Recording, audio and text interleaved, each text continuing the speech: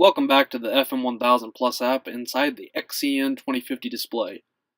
We did a video on display settings. I just want to kind of go over the settings in the other aspect of the plugins. So you're not only limited to just display settings, you also have autopilot set up here, or easy pilot, or easy steer if you had an easy steer option on here.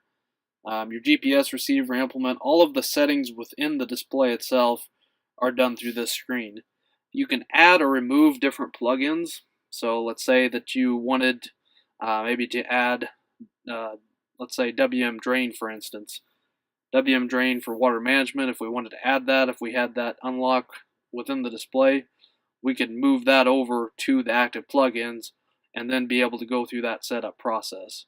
So you have different options as far as different plugins within the display that may need to be set up within the future.